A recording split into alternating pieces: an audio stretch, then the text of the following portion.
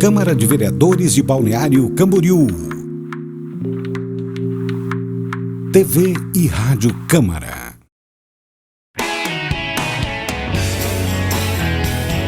Está no ar o Memória BC, um programa de entrevistas com pessoas da comunidade para resgatar histórias de Balneário Camboriú.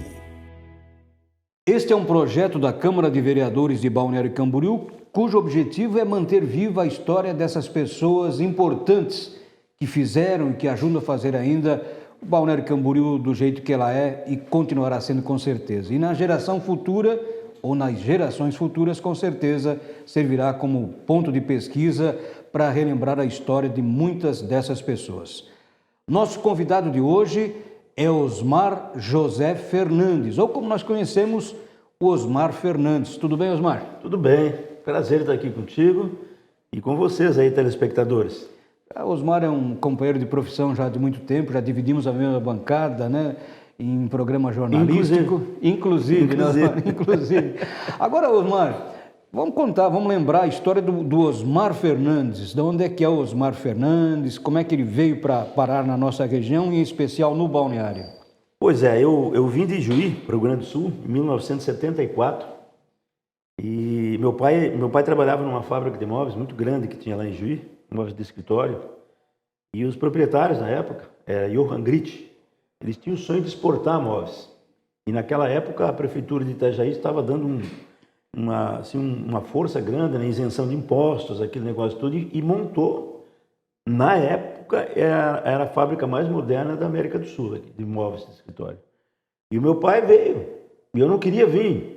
Eu trabalhava lá em farmácia, era músico, mas eu digo, o que eu vou fazer lá em Santa Catarina? Aí aconteceu que nós somos em 2 irmãos, daí a minha irmã veio, era pequena, e a mãe estava sentindo muito minha falta, e eu também comecei a sentir.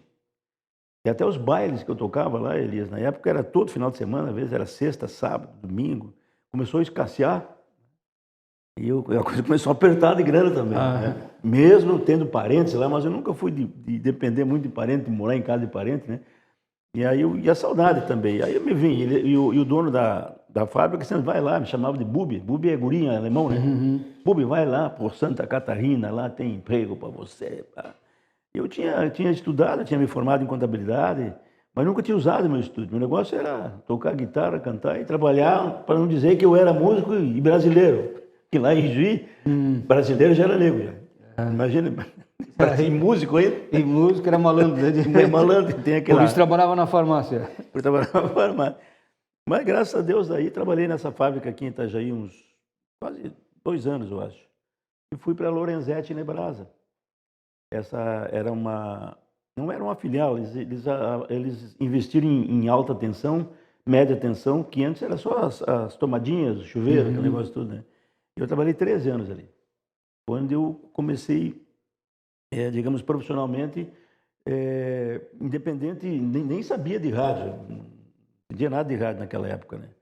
A empresa começou a ir mal, trabalhava muito para o governo federal e para o governo de estado, montava muitas subestações elétricas, né? Era a CE no Rio Grande, Celesc, Light no Rio, CEAL lá em Alagoas, e tu lembras daquela inflação lá, 80 e pouco por cento na época? Então, no fim, a empresa estava patrocinando obras para o governo federal, porque a fórmula de reajuste nunca ia equilibrar o preço que a empresa tinha investido em material, em mão de obra e coisa. Aí eu tinha me separado na época e digo, sabe uma coisa? Vou voltar a cantar. Eu tinha parado 10 anos. E a minha vida aqui em Balneário Camboriú, Elias, começou com a música. Eu comecei a cantar na noite. Eu me lembro, acho que foi na Chopana. Chopana Restaurante, o Rei do Mar. O Rei do Mar, sim. Seu Afonso, né? Seu Afonso, meu patrão, seu Afonso. E outros barzinhos, às vezes, na fase boa, era uma época de ouro para músicos. Isso aí foi no final dos anos 90, eu acho 98, 99, até...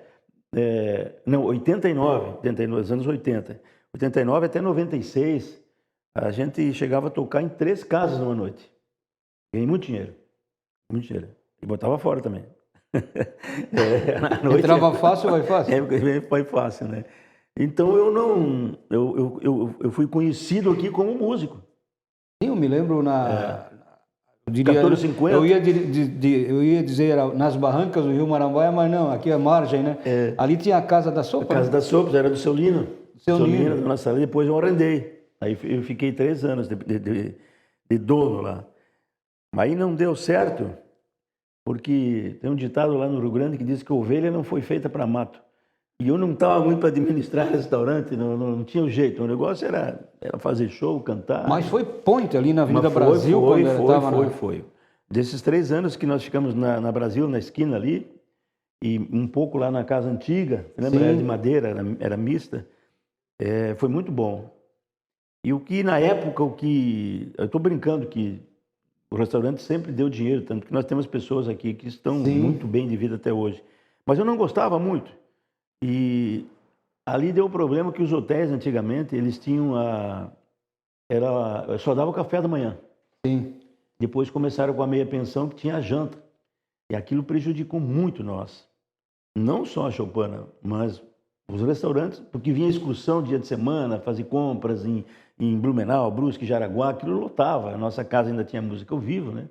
Aí começou a apertar a coisa. Digo, sabe uma coisa? Vamos largar Tem uma história, Osmar, lembrando dessa época, quando os hotéis começaram a dar a meia pensão, que os argentinos, quando vinham de ônibus para Balneário Camboriú, eles iam para o hotel, retardavam o café o máximo que desse, né? Tipo 10 horas da manhã.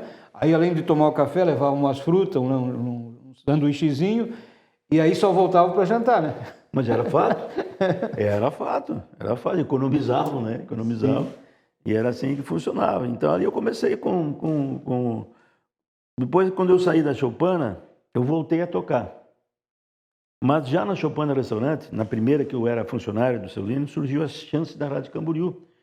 E o Paulo Teixeira e a Irane Ramalho foram lá, era um mês de novembro, e eles me convidaram para fazer o Rancho de Taura, que era um programa que o Paulo lançou na Rádio Camboriú, das 4 às 6 da tarde. Mas eu, em véspera de temporada, né, que é a época que a gente ganhava mais dinheiro, eu já tocava almoço, tocava direto. Digo, não, eu não posso sair agora. Não sei nem quanto é que vocês pagam lá, mas minha vida aqui é músico, é da música. Não quero agora, não posso. E mesmo porque eu nunca tinha trabalhado em rádio, eu expliquei. Eu cantava em rádio lá com o tio Oswaldo Rolim, desde 9, 10 anos de idade. Inclusive nós tínhamos um programa lá, em 2 emissoras lá em Juí, mas não era nós que apresentava, era o locutor, o programa era do trio, né? Mas eles que apresentavam. Então eu tinha aquela experiência, mas nunca de apresentador. Ficou por aquilo mesmo. Aí chegou o mês de março, e tinha parado já a temporada, aquela confusão toda, aquela muvuca lá. Quem é que aparece lá na Choupana? O Paulo Teixeira e a Irane. Para mim, intimada. Bom, agora acabou a temporada, agora tu vai trabalhar. Não tem mais desculpa. Não, tu vai tocar mais tranquilo, pode tocar à noite, o programa é tarde. Né? Meu Deus do céu. Vamos lá, vamos fazer um teste lá. Eu fiquei 1 semana do lado do Paulo Teixeira, para ver ele fazer o programa, né?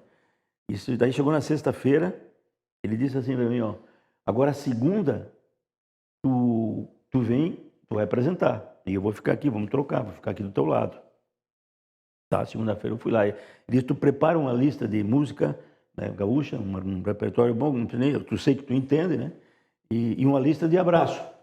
Né? Marca nome aí, nem que não esteja escutando. E eu fiz aquele listão lá e fui para o estúdio. Aí chegou ali 4h30, 3h30, nada do Paulo. 20 para as 4, nada. 15 para as 4, deu 4 horas e nada do Paulo Teixeira. E não apareceu até hoje. Deixou já por conta. Claro, não por maldade, sim, mas claro, para me largar no fogo. Era o melhor, né? Porque se ele ficasse lá, talvez eu ficasse meio inibido e tal. E a Rádio AM tinha essa vantagem que tinha um operador, né? Tinha. Né? Não sei se era o Juruna que estava contigo. Eu comecei, eu acho que o Tanaka, tinha o Joselito, o Mário César, né? Mário César. Passou um monte ali, operador comigo ali. Mas eu acho que o primeiro foi o Tanaka, eu acho, Tanaquinha. Hoje é vereador em Itapema. Foi vereador em Itapema, está na rádio lá em Bombinhas, né? E a Rádio Camboriú, assim, foi, Elias, uma faculdade para todos nós, né? Lembra que um dia nós estávamos falando lá na Rádio Menina que quantos da Rádio Menina que passaram por ali? Na época era eu, tu, Tigrão, a Inalda, o PC. Tinha mais um, não me lembro qual é que era a arena. Todo mundo passou pela Rádio Camboriú, né? Sim, a Rádio Camboriú foi a pioneira em Balneário Camboriú, né? Eu sempre tenho a honra de dizer, e todo aniversário da Rádio Camboriú me chamava porque eu fui o primeiro contratado deles. Aí, por isso ela deu asas para todo mundo ali, né? Todo mundo aprendeu com ela, tanto no jornalismo quanto na programação musical, né? Tanto que todos nós, eu não sei, tu eu acho que não é diferente, nós temos um amor pela Rádio Camboriú. Sim. Eu tenho porque ali começou tudo, e era uma equipe muito bacana, né? E o AM é um rádio mais romântico, né? É um rádio que tem mais tempo, às vezes, para expor uma ideia, para conversar com o ouvinte. E FM já é aquele de 15 em 15 ali, não tem muita... meio automático a coisa ali, tem que ser, né? Mas eu fiquei, eu acho que na Rádio Camboriú foi quase 8 anos. Quase 8 anos.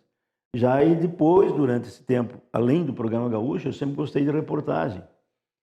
E gostava do jornalismo. Mas essa transição que é uma coisa interessante. Eu me lembro do Osmar cantando na noite, mas não eram músicas gauchescas. Muito raramente era música de quem? O Daí José, Roberto Carlos, Nelson Gonçalves. Eu tocava tudo, porque para ganhar dinheiro, né, tocasse gaúcho aqui na época, eu morria de fome. Não tem, até hoje não tem uma casa gaúcha, um bar gaúcho, né? Então nós tocava. Eu toquei 4 anos sozinho, violão e voz. Depois o Adélio Santos. Sim. E toquei aqui. O Adélio era piano? Piano. Depois nós compramos um teclado, mas ele era pianista mesmo. Nunca usou um disquete. Nada de... a nossa música, na época, era tudo tirada. De ouvido. Depois veio essa tecnologia aí, que hoje em dia os caras nem tocam mais, né? Só faz de conta aí, o computador tá junto. Antigamente era o disquete, né? Sim. Aí uma vez deu uma invasão de disqueteiros, nós chamávamos de disqueteiros, quem era músico mesmo, né? Porque eles não tinham nada de aprendizado musical. E qualquer tecladinho que tu comprasse, tu botava um disquete e era um playback. Era um playback. Mas aí, como é que diz aquele ditado? Não tem graça, é que nem dançar com a irmã. E tinha que tocar mesmo. Hoje não, hoje tu já vê violão de novo, os caras fazendo ao vivo, né? Sim. Mas deu uma invasão numa época. E também um pouco de sacanagem dos donos da casa, de casas naquela época, de casa noturna, de bar, restaurante, porque para eles pouco interessava se o músico tinha talento ou não daí, sabe? Se o cara estava fazendo playback, tudo bem, se o cara estava fazendo ao vivo, que passou a semana inteira para tirar 2, 3 músicas, para eles tanto fazia. Então isso foi muito ruim na época, né? Ainda bem que foi acabando, mas hoje eles têm outras tecnologias, ainda existe, né? Mas a gente tem que respeitar a evolução, né? Mas eu sou da moda antiga, eu acho que a música tem que ser ao vivo, nem que erre, né? Nem que erre. Tem uma passagem que eu gostaria de lembrar aqui para o pessoal que está nos acompanhando, Osmar, porque uma vez o Carlos Humberto Silva, um engenheiro da PECOM, sócio da PECOM, disse, olha, o meu pai está vindo morar aqui para o Balneário, ele tem uma porção de música, ele gosta de compor, mas ele não sabe colocar melodia. Não conhece alguém? Disse, bom, a gente morava no mesmo prédio, coincidentemente. Eu disse, vamos sim, vamos, já vou achar um para o senhor. Aí, acho que foi tu, não sei se o Brandão estava junto nessa. Não, é a Dona Eulina. Eu e a Dona Eulina. Daí, vamos lá. Quanto é que é? Não, pega aí umas cerveja lá, umas picanhas, vamos fazer lá no prédio, vamos ver essas músicas. Aí começou a fazer a música. Fizemos um almoço lá, um churrasco. Exatamente. Então foi uma coisa bonita, né? Porque você acabou conhecendo também mais gente aqui do Balneário Camboriú, gente que gosta da música. Agora a fase de transição. Como você disse, começo... Saiu na época um LP... Isso. Depois um CD com as letras do seu João Manuel. Seu João Manuel, exatamente. Que é o avô do atual vice-prefeito de Balneário Camboriú, Carlos Humberto. Eu coloquei as melodias, a gente tinha que dar uma adaptada, porque ele era um poeta e às vezes a pessoa escreve, mas não tem o dom de botar uma melodia com rimas, dentro da linha melódica, o tempo certo, né? Mas ficou muito bom. Tem uma valsa... A Dor da Saudade, que tocou muito, enquanto toca até hoje na rádio lá, que foi a que mais marcou para mim, no caso, né? Mas ali eu gravei samba, gravei Guarani nesse trabalho, fizemos um trabalho bem diversificado. A Dona Eulina gravou Seresta, ficou muito bacana. Que legal, né? E são pessoas que vivenciam a Dona Eulina, então nem se fala, né? Balneário Camboriú. E como tu falou, Elias, eu pouco conhecia pessoas aqui. Isso me fez falta, né? Quando comecei com o jornalismo, porque eu trabalhava à noite. Eu dormia 7 ou 8 horas da manhã, dependendo do trabalho que a gente fazia em bar, em boate e coisa. Então, o meu dia, daí eu acordava 3 horas, 2 horas, e já ia para a Rádio Camboriú às 4. Então, eu não vivia aquela época de Balneário Camboriú. E foram 12 anos, meu. E então depois no jornalismo, tu te lembra lá? Eu não me lembrava, eu só dormia e tocava, ia para a rádio, terminava às 6 o programa, daqui a pouco já me preparava para ir para tocar de novo, e aquilo foi anos e anos. Então, mas lá no bairro tal, pois é, mas não me lembro, não sei. Então, essa fase então de transição, não diria transição, porque você é gaúcho e conhece a tradição gaúcha, né? Mais que ninguém, mas sim, quando saiu daquelas músicas mais normais da noite e passou a se dedicar à tradição gaúcha. Foi no programa? Não, ao programa. Música não mudei o perfil porque não dava, né, Elias? Tinha que tocar de tudo, né? E daí, na época, não me lembro o ano. Não, eu entrei na Rádio Menina em 2000, mas bem antes. Como eu falei, eu sempre gostei de jornalismo. Sim. Foi aí que houve minha transição de gauchismo, do programa gaúcho, para repórter. E aí foi repórter policial, inclusive? Fui. Só na Menina eu fui 5 anos. E mais um tempo na Rádio Camboriú, onde eu comecei, né? Daí eu falei com a Fernanda, pô, me dá uma chance. Tinha saído um repórter, não lembro o nome. E eu disse, e eu sei que era preciso, só tinha o Paulo César, só o PCzinho. Digo, me coloca junto com o PC. A gente vai dividir, um vai para Itapema, um vai para Itajaí. E ela disse, olha, vamos fazer o seguinte, faz um estágio com ele. Eu fiquei 3 meses junto com o PC. Na rua, direto. De quando eu fazia né? E eu devo muito isso a ele também. 2 pessoas que me... E é um excelente narrador também, né? O PC. O PC. E então o Paulo Teixeira, que foi o que me lançou, e o PC que também me lançou no gauchismo, o Paulo, e o PC no jornalismo. Depois de 3 meses, eu já estava afiado. Aí apelidaram a dupla, o Faísca e o Fumaça. Estavam cada um para um lado, né? E foi onde eu tive um aprendizado muito grande, Elias, porque é na rua. Sim. É na rua que o locutor, ele aprende a improvisar, ele aprende a comentar, né, com mais discernimento, porque é tudo improviso, né? Não tem como tu errar ali. Quer dizer, errar tu erra, mas tu... Tem corrigindo em cima na hora, né? Isso. Diferente de um locutor de estúdio que lê o texto, né? E essa criatividade que a rua nos passa, né, nos proporciona, é incrível. E tu é obrigado a ser criativo ali, é obrigado. Aí na época, eu fazia já no ano de 2000, eu fui para a TV Mocinha. O doutor Narbal me convidou para fazer o Rancho de Taura na TV Mocinha. E eu continuei na Rádio Camboriú. Aí passou um ano. Aí ele ouviu o Seu Nascimento, fazia o programa de domingo, tinha saído da rádio, tinha ido embora para Curitiba, e daí o doutor me chamou. Ele, o Babão, disse, olha, acho que chega desse negócio de estar servindo 2 senhores ao mesmo tempo. Já vem, já faço esse rancho de Taura aqui na Rádio Menina também, e já começa domingo, o Tia Menina, né? Era o Tia Menina, o rancho de Taura veio depois. Aí eu fui, mas assim, foi ruim sair, pela amizade que a gente tinha, pelo amor, que eu falei agora há pouco, pela Rádio Camboriú, né? Mas a Rádio Menina, tu sabes que é uma das maiores rádios do estado, né? Era uma chance. E é uma chance da gente crescer, né? Profissionalmente, em questão também financeira. E aí eu fui e comecei só domingo.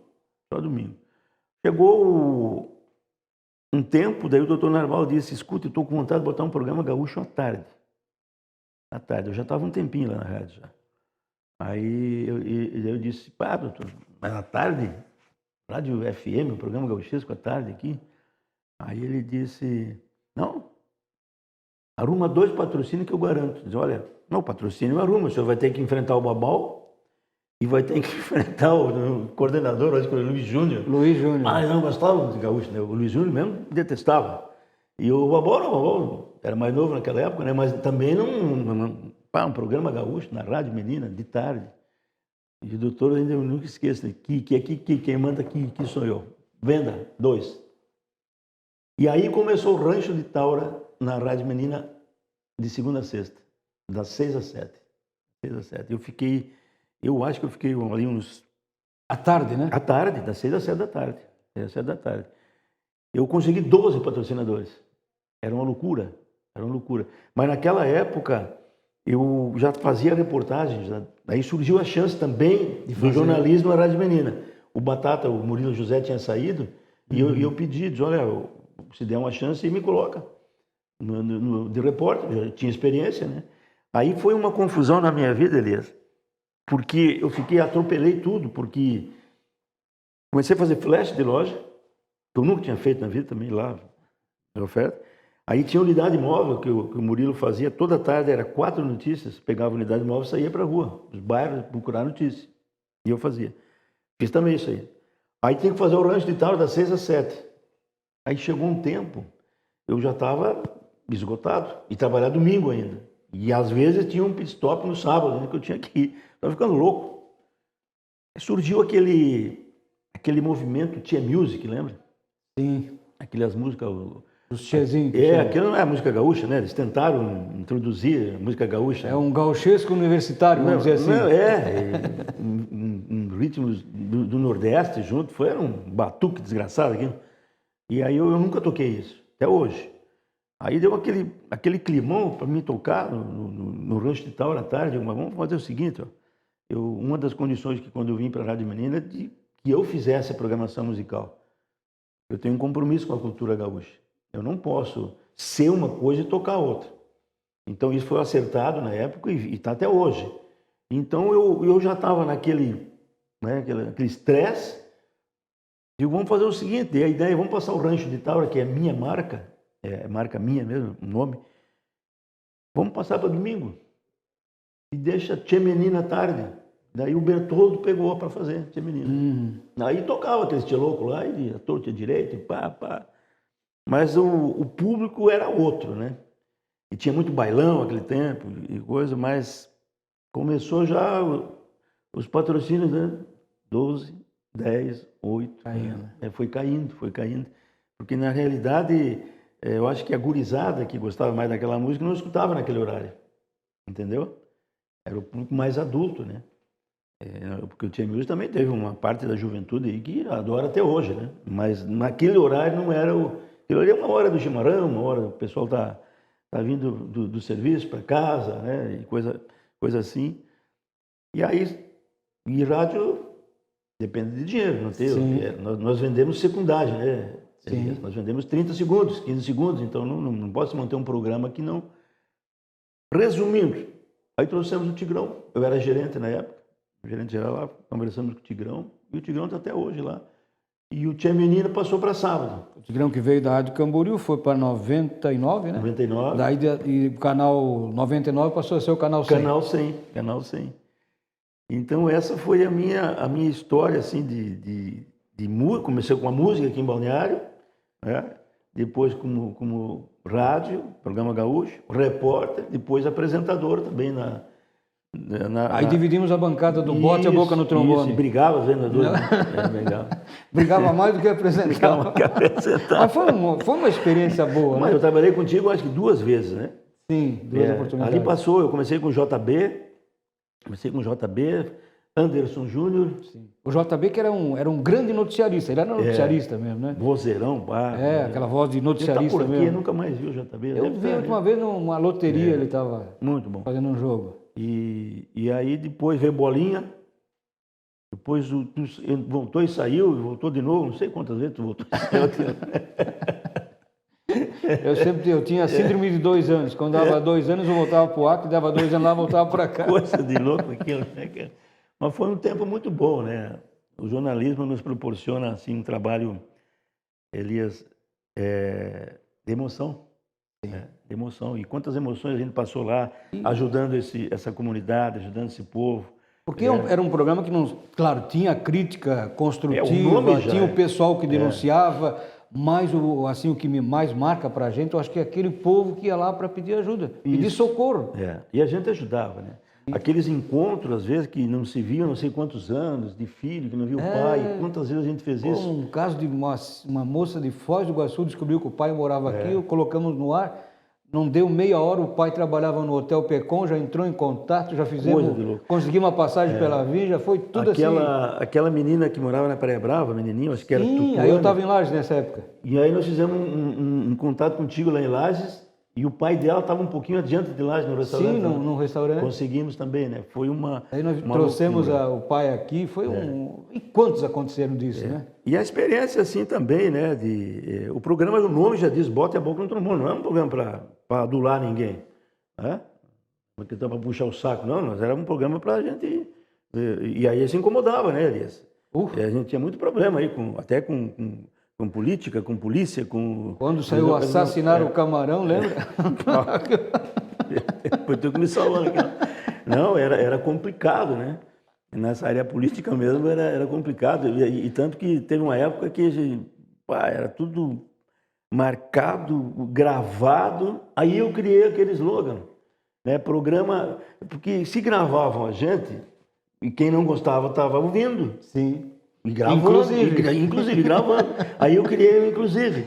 Né? Bote a boca no trombone. Ouvido e assistido quem gosta, por quem não gosta, inclusive. Mas o inclusive a gente falava assim, bem debochado. Bem debochado. Mas era para eles, os caras que estavam gravando a gente. Osmar, olha, era uma conversa, a gente podia ficar aqui uma tarde toda, uma noite toda conversando e a gente ia sempre lembrar de histórias que aconteceram com esse importante profissional, né?